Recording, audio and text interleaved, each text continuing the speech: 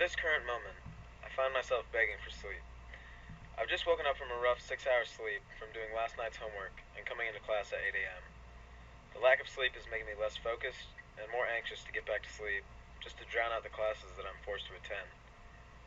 The core idea of this research is to look at sleep and why it is so crucial to everyone. The ranges of sleep necessary to function differ from all ages and genders, but the consequences of very little sleep can be seen physically and psychologically. For this research, I could attempt to do a sleep study, or per se, a lack of sleep study.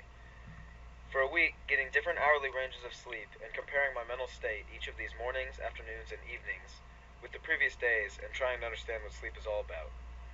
I would also like to notice the physical aspects of sleep deprivation. People who regularly do not get enough sleep may in turn not be matched up with their growth spurts, which may be pushed out of whack because the body doesn't have enough time at night to stretch out. In one article, a study attempts to compare sleep deprivation to intoxication from alcohol. The general anxiousness, grumpiness, and lack of attention may indeed line up correctly with that of lack of sleep. As a college student, my sleeping habits are pretty off. High school didn't help by getting up very early and usually staying up much later than expected, from 1 to 2 a.m. College is even worse. In order to keep up with the work and the stress, it's almost necessary to stay up really late into the morning and finish all your work or study for a big exam. Another problem with college is the extra time to take naps.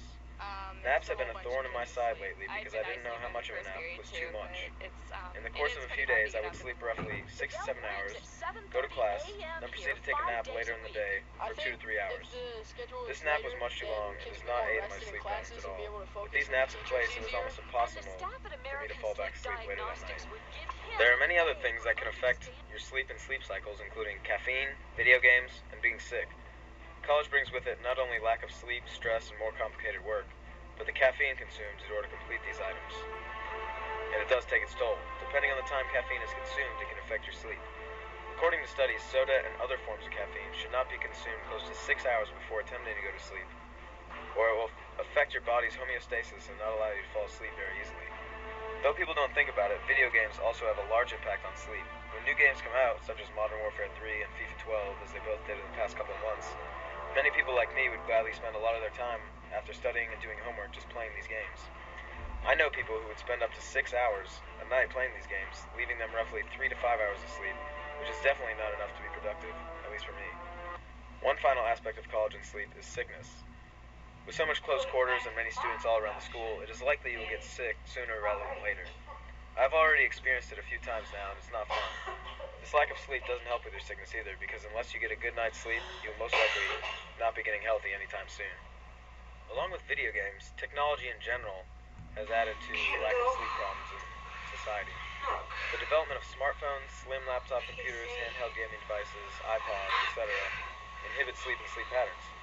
The ease of access and the amount of access to these devices keep people up at night. I think most of us now sleep with our cell phones right near our beds, whether it's for alarm clock purposes or waiting for that text from someone else. Technology is very overwhelming. Past generations didn't deal with this, and instead of waiting up for someone to call or text them back, they just fell soundly asleep for a much longer than current generation's sleep pattern. One more thing concerning sleep is partying.